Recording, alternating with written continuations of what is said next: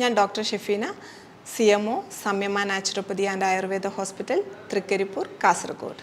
ഒരുപാട് രോഗങ്ങൾക്ക് കാരണമായേക്കാവുന്ന, ഒരുപാട് പേരെ ബുദ്ധിമുട്ടിക്കുന്ന ഒരു പ്രശ്നത്തെക്കുറിച്ചാണ് ഇന്ന് നമ്മൾ സംസാരിക്കുന്നത്: മലബന്ധം.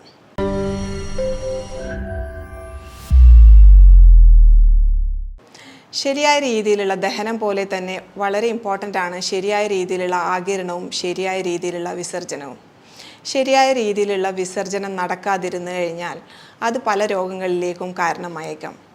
അതിനുള്ള ഒരു ഉദാഹരണമാണ് ലിവർ. നല്ലൊരു ഡീറ്റോക്സ് ഓർഗനാണ്. ലിവറിൻ്റെ ഫങ്ഷൻ എന്ന് പറഞ്ഞു കഴിഞ്ഞാൽ നമ്മുടെ ശരീരത്തിലെ ഹോർമോൺ എൻഡ് പ്രൊഡക്റ്റും മെഡിസിൻസിൻ്റെയൊക്കെ വേസ്റ്റ് പ്രൊഡക്റ്റും നമ്മുടെ ശരീരത്തിൽ നിന്ന് കളയുക എന്നുള്ളതാണ്. സാധാരണഗതിയിൽ ഇത് ഇൻറ്റസ്റ്റൈനിലേക്ക് ട്രാൻസ്ഫർ ചെയ്ത് ഇൻറ്റസ്റ്റൈനിൽ വെച്ച് അത് ബൈലിൻ്റെ സഹായത്തോടെ പുറത്തോട്ട് കളയുകയും ചെയ്യുന്നു. സപ്പോസ് ഇത് പുറത്തോട്ട് പോകുന്നില്ല എങ്കിൽ, നമ്മൾ കോൺസ്റ്റിപ്പേറ്റഡ് ആണെങ്കിൽ ഈ വേസ്റ്റ് അവിടെ തന്നെ കെട്ടിക്കിടക്കുന്നതായും സാധ്യതയുണ്ട്. ഇങ്ങനെ കെട്ടിക്കിടക്കുന്ന വേസ്റ്റ് പലതരത്തിലുള്ള ഓട്ടോ ഇമ്മ്യൂൺ ഡിസീസിലേക്കും നയിച്ചേക്കാം.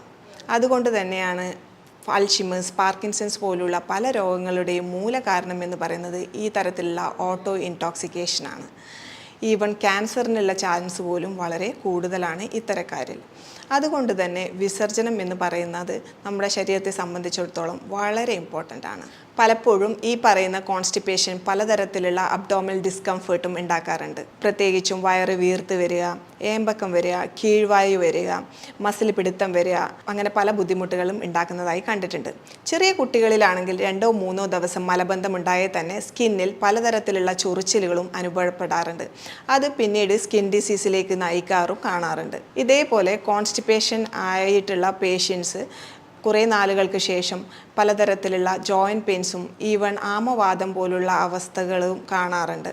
ഫങ്ഷണൽ കോൺസ്റ്റിപ്പേഷൻ എന്ന് പറഞ്ഞു കഴിഞ്ഞാൽ, ശരിയാണ്, നിങ്ങൾ ശരിയായ രീതിയിൽ വെള്ളം കുടിക്കുന്നില്ല, അല്ലെങ്കിൽ എക്സസൈസ് ചെയ്യുന്നില്ല, അല്ലെങ്കിൽ ബോഡി നന്നായി മൂവ്മെൻറ്റ്സ് കൊടുക്കുന്നില്ല, ശരിയായ രീതിയിലുള്ള എക്സസൈസുകളൊന്നും ചെയ്യുന്നില്ല, അപ്പോൾ കോൺസ്റ്റിപ്പേഷൻ വരാനുള്ള ചാൻസ് കൂടുതലാണ്. പക്ഷേ ഇപ്പോൾ ആളുകളൊക്കെ വളരെ ആരോഗ്യവാന്മാരാണ്, ആരോഗ്യത്തിൽ ബോധമുള്ളവരാണ്. വളരെ സെഡൻറ്ററി ആയിട്ടുള്ള ലൈഫ് സ്റ്റൈൽ ഫോളോ ചെയ്യുന്നവർ വളരെ കുറവാണ്. മിക്കവാറും ആൾക്കാരുകൾ കോൺസ്റ്റിപ്പേഷൻ എന്ന് പറഞ്ഞു കഴിഞ്ഞാൽ അത് സെക്കൻഡറി റിലേറ്റഡ് ആയിട്ടുള്ള കോൺസ്റ്റിപ്പേഷനാണ് കൂടുതലായി കണ്ടുവരുന്നത്. വേറൊരു കാരണം കൊണ്ടാണ് ഈ തരത്തിലുള്ള സെക്കൻഡറി ആയിട്ടുള്ള കോൺസ്റ്റിപ്പേഷൻ ഉണ്ടാകുന്നത്. ഇതിൻ്റെ ഇമ്പോർട്ടൻ്റ് ആയിട്ടുള്ള ഒരു കാരണത്തെക്കുറിച്ചാണ് ഇന്ന് നമ്മൾ ഡിസ്കസ് ചെയ്യുന്നത്. ഇപ്പോൾ റീസെൻ്റ് ആയിട്ടുള്ള റിസർച്ച് സ്റ്റഡീസ് കണ്ടുപിടിച്ചിരിക്കുന്നത് എന്താണെന്ന് വെച്ച് കഴിഞ്ഞാൽ, നമ്മൾ നാരുള്ള ഭക്ഷണമൊക്കെ അത്യാവശ്യം കഴിക്കുന്നുണ്ട്, പക്ഷേ കുടലിൽ ഉണ്ടാകുന്ന ഒരു മൂവ്മെൻറ്റ്സ് ഉണ്ടാകുന്നില്ല. നമ്മൾ കഴിക്കുന്ന ഭക്ഷണം ബാക്ടീരിയയെ വിഘടിപ്പിച്ച് അത് വേസ്റ്റായി കൺവേർട്ട് ചെയ്യുന്നു. ഇത് ഇൻറ്റസ്റ്റൈൻ്റെ ഒരു ഭാഗത്ത് സ്റ്റോർ ചെയ്ത് വെക്കും. ഇത് പുറത്തേക്ക് പോകുന്നത് ഒരു മൂവ്മെൻറ്റ്സ് വഴിയാണ്. ഈ മൂവ്മെൻറ്റ്സിനെ നമ്മൾ ക്ലിനിക്കലി പെരിസ്റ്റാൾട്ടിക് മൂവ്മെൻറ്റ് എന്നാണ് പറയുന്നത്.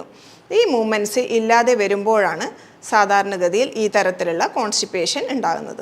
ഈ മൂവ്മെൻറ്റ്സ് ഇല്ലാതെ ആകുന്നതിനുള്ള പ്രധാനപ്പെട്ട ഒരു കാരണം എന്ന് പറയുന്നത് കുടലിൽ അമിതമായി വളരുന്ന മൈക്രോ ഓർഗാനിസമാണ്. അത് ബാക്ടീരിയ ആവാം, വേംസ് ആവാം, പാരസൈറ്റ് ആവാം, പലതരത്തിലുള്ള ഫംഗസുകളാവാം. നമ്മുടെ തലയിൽ അമിതമായി വളരുന്ന താരന് പോലും ഒരു കാരണം എന്ന് പറയുന്നത് കുടലിൽ അമിതമായി വളരുന്ന ഫംഗസുകൾ കൊണ്ടാണ് ഉണ്ടാകുന്നത്. കുടലിൽ ക്ലീൻ ആയി കഴിഞ്ഞ് കഴിഞ്ഞാൽ ഈ താരം കുറയുന്നതായിട്ട് വളരെയധികം നമ്മളെ ക്ലിനിക്കൽ പ്രാക്ടീസിൽ കാണാറുണ്ട്.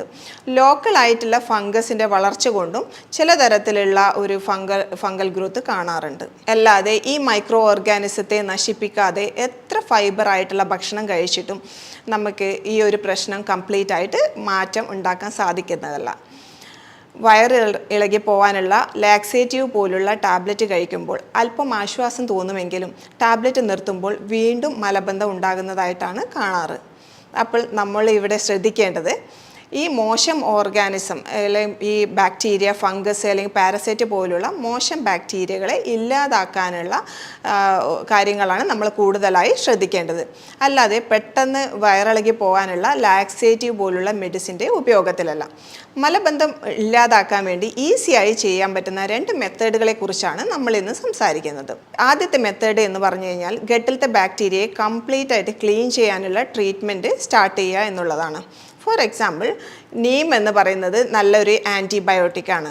നീം വെറും വയറ്റിൽ ചവച്ചരച്ച് കഴിക്കുന്നതോ നീമിൻ്റെ ക്യാപ്സ്യൂൾ ഫോമിൽ കഴിക്കുന്നതോ ഈ തരത്തിലുള്ള മലബന്ധം ഉണ്ടാക്കുന്ന ബാക്ടീരിയയെ കൊന്നുകളയാൻ സഹായിക്കുന്നു. രണ്ടാമതായി കിരിയാത്ത പോലുള്ള ഹെർബ്സിൻ്റെ കറക്റ്റായിട്ടുള്ള ഉപയോഗവും ഈ പറയുന്ന മോശം ബാക്ടീരിയയെ നശിപ്പിക്കാനും വീണ്ടും കുടലിൻ്റെ മൂവ്മെൻറ്റ്സ് തിരിച്ചു വരാനും സഹായിക്കുന്നു. ഇങ്ങനെയുള്ള ഹെർബ്സ് ഉപയോഗിച്ച് ഈ ബാക്ടീരിയയെ കംപ്ലീറ്റ് ആയിട്ട് ക്ലീൻ ചെയ്യാൻ സഹായിക്കും. രണ്ടാമതായി നമ്മൾ ചെയ്യേണ്ടത് നമ്മൾ കഴിക്കേണ്ട ഭക്ഷണത്തിനെ സ്റ്റൂളായി മാറ്റുന്നത് ബാക്ടീരിയകളാണ്. അപ്പം നമ്മുടെ ശരീരത്തിൽ നല്ല ബാക്ടീരിയകളും ഉണ്ട്, മോശം ബാക്ടീരിയകളും ഉണ്ട്. നല്ല ബാക്ടീരിയയുടെ എണ്ണം മെയിൻറ്റെയിൻ ചെയ്യുക എന്നുള്ളതാണ് നമ്മൾ മെയിനായിട്ട് ചെയ്യേണ്ടത്. ഈ ബാക്ടീരിയയുടെ എണ്ണം കൂടിക്കഴിഞ്ഞാലും അത് പലതരത്തിലുള്ള ബുദ്ധിമുട്ടുകളും ഉണ്ടാക്കുന്നുണ്ട്. ഈ പറയുന്ന ബാക്ടീരിയകളുടെ എണ്ണം മെയിൻറ്റെയിൻ ചെയ്യാൻ സഹായിക്കുന്ന സയൻറ്റിസ്റ്റ് പുതിയതായി കണ്ടുപിടിച്ചിരിക്കുന്ന ഒരു ടെക്നോളജിയാണ് പ്രോബയോട്ടിക് എന്ന് പറയുന്നത്. നാച്ചുറലായിട്ടുള്ള പ്രോബയോട്ടിക് കഴിക്കുന്നതും ഈ പറയുന്ന നല്ല ബാക്ടീരിയകളുടെ എണ്ണം ശരീരത്തിൽ മെയിൻറ്റെയിൻ ചെയ്യാൻ സഹായിക്കും.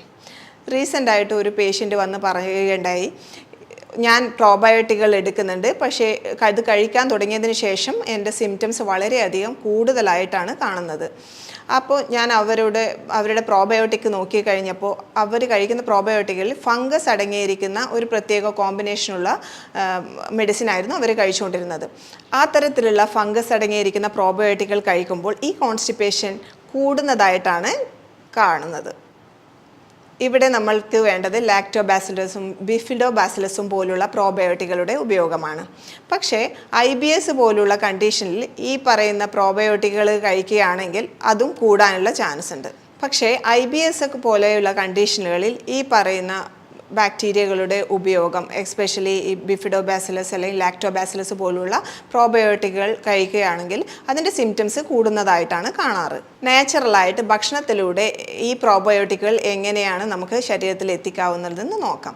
തൈര്, മോര് പോലുള്ള ഭക്ഷണങ്ങൾ കൂടുതലായി ഉപയോഗിക്കുന്നതും പച്ചക്കറികൾ ഉപ്പിലിട്ട് കഴിക്കുന്നതും നാച്ചുറലായിട്ടുള്ള പ്രോബയോട്ടിക് നമ്മുടെ ശരീരത്തിൽ എത്താൻ സഹായിക്കും. അതുകൊണ്ട് തന്നെ ഓരോരോ അസുഖങ്ങൾക്കും കൃത്യമായിട്ടുള്ള പ്രോബയോട്ടിക്കുകൾ കഴിക്കാൻ പ്രത്യേകം ശ്രദ്ധിക്കേണ്ടതാണ്. ഈ പറയുന്ന ബാക്ടീരിയകൾ നമ്മുടെ ശരീരത്തിൽ കൃത്യമായ അളവിൽ എത്തിക്കാവുന്ന ഭക്ഷണങ്ങൾ കഴിക്കുകയാണെങ്കിൽ നമുക്ക് ഈ മലബന്ധം പൂർണ്ണമായി മാറ്റിയെടുക്കാവുന്നതേ ഉള്ളൂ. മറ്റൊരു ടോപ്പിക്കുമായി വീണ്ടും കാണാം. Thank you.